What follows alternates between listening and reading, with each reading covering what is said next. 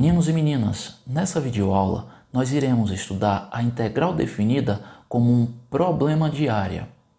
Vamos aos exemplos. Para encontrar a área deste retângulo, precisamos fazer um lado vezes o outro, ou seja, neste exemplo, basta multiplicar A vezes B e encontramos a área do retângulo.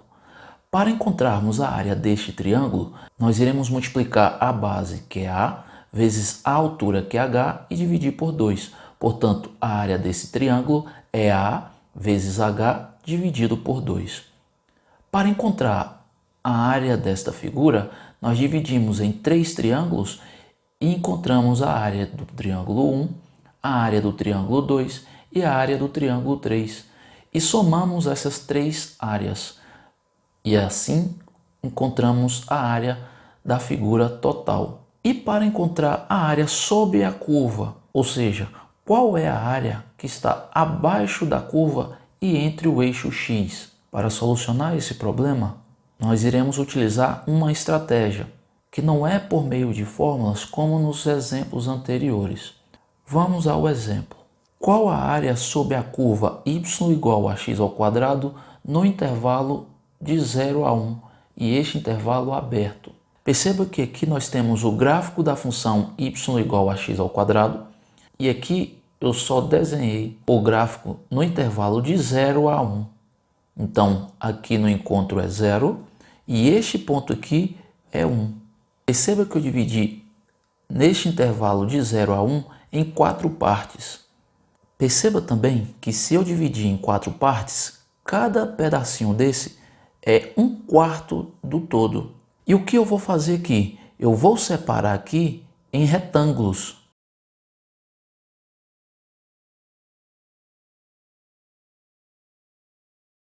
Vou chamar essa primeira área de área 1. Vou chamar essa segunda área de área 2. Esta aqui vou chamar de área 3. E esse retângulo maior vou chamar de área 4. Vamos calcular cada uma dessas áreas aqui. Antes de calcular a área, eu preciso saber quem é o representante em y deste ponto. E eu preciso saber o representante em y deste ponto, eu preciso saber o representante em y deste ponto, eu preciso saber o representante em y deste ponto. Por quê? Porque para calcular a área aqui, eu vou fazer este lado vezes este lado aqui. Para calcular a área de A2, eu preciso saber este tamanho, que nós já sabemos que é 1/4, mas eu preciso saber essa altura aqui, ó, que eu não sei quem é, e vai estar um representante lá em y. A mesma coisa para o A3, a mesma coisa para o A4. Então vamos fazer isso aqui. Para x igual a 1/4, nós temos que f de 1/4 é igual a 1/4 ao quadrado, que é igual a 1/16. Se eu sei que esse tamanho é 1/4, eu vou colocar na função y igual a x² e descobrir quando x for 1/4, qual é o valor correspondente em y. Já para descobrir esse segundo tamanho aqui, eu não posso colocar que x é 1/4. Eu tenho que colocar que x é 2/4, porque eu preciso pegar todo esse intervalo aqui. Então, esse ponto em relação à origem é 2/4, que é este tamanho 1/4, mais este tamanho 1/4. Então, para x igual a 2/4, nós temos f de 2/4 igual a 2/4 ao quadrado, que é igual a 1/4. Porque 2 ao quadrado é 4, 4 ao quadrado é 16, simplificando fica 1/4. Para x igual a 3/4, o que nós estamos calculando? Aqui nós temos 1/4, mais 1/4, mais 1/4. Então, da origem até este ponto, nós temos 3/4. E com isso, ao substituir na função, nós iremos encontrar este tamanho aqui. Então, se x for igual a 3/4, nós temos que a função aplicada em 3/4 é igual a 3/4 ao quadrado. E o resultado disso é 9/16. Se nós fizermos para x igual a 4/4, é equivalente a dizer que x é igual a 1. Então, eu estou pegando todo este tamanho para calcular esta altura aqui. Então, para x igual a 1, que é 4 quartos, nós temos f de 1, que é 1 ao quadrado, que é 1. Assim, nós podemos já calcular qual é a medida da área A1, qual é a A2, qual é a A3 e qual é a área A4. Lembrando que para calcular A1 eu preciso deste tamanho vezes essa altura. Para calcular A2 eu preciso deste tamanho, que é 1/4, vezes a altura, que é também 1/4. Para calcular A3 eu preciso deste tamanho, que é 1/4, mais esta altura, que é 9/16. E para calcular a área da figura A4, eu tenho 1/4 vezes 1. Então, a área total vai ser A1 mais A2 mais A3 mais A4. A área total vai ser A1. Quem é A1? É este tamanho, que é 1/4, vezes este tamanho, que é 1/16. Então, A1 vai ser 1/4 vezes 1/16. Mais, quem é A2? É 1/4 vezes este tamanho, que é 1/4. Então, é 1/4 vezes 1/4. Mais A3, que é este tamanho, que é 1/4, vezes este tamanho, que é 9/16. Então, é 1/4 vezes 9/16. E o A4 vai ser 1/4 vezes 1, que é este tamanho todo aqui.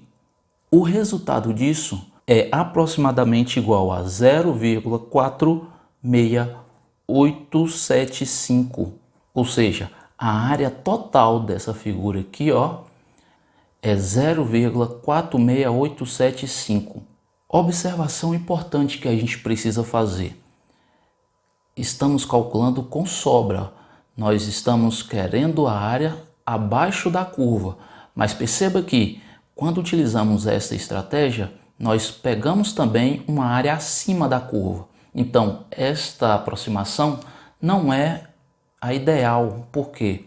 Porque nós temos sobras aqui na parte de cima que não fazem parte da área abaixo da curva. Então, qual foi o pensamento aqui? Dividir esse tamanho de 0 a 1 em mais partes.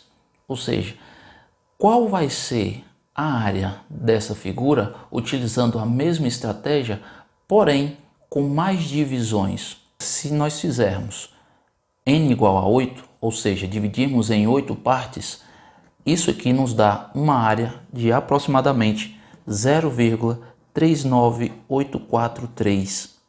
O que significa isso? Significa que estas sobras diminuíram, então nós estamos aproximando cada vez mais do ideal.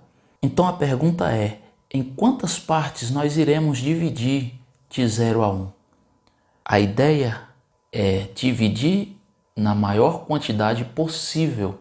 E quando a gente trata de maior quantidade possível, a gente lembra do infinito. Então o que aconteceria se, ao invés de n igual a 8, n tendesse ao infinito? Ou seja, para n tendendo ao infinito, nós temos que a área vai ser o limite de AN quando n tende ao infinito, e este resultado vai ser 1/3. Como chegou a esse resultado? Através do computador, tá? Então, A igual a limite de AN com n tendendo ao infinito, nós podemos reescrever como sendo o limite com n tendendo ao infinito de f de x1 vezes ΔX. Quem é o f de x1?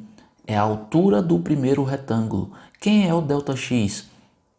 É a base do primeiro retângulo, mais f de x2 vezes ΔX. Quem é f de x2? É a altura do segundo retângulo. E ΔX é a base do segundo retângulo. Perceba que aqui eu chamei de ΔX e aqui também eu chamei de ΔX. Por que isso? Porque a base de todos os retângulos é igual. Quem seria a área do próximo retângulo? é f de x3 vezes ΔX, e assim por diante, até f de xn vezes ΔX. Isso pode ser escrito como sendo o limite, com n tendendo ao infinito, do somatório de f de xi vezes ΔX, com i de 1 até n.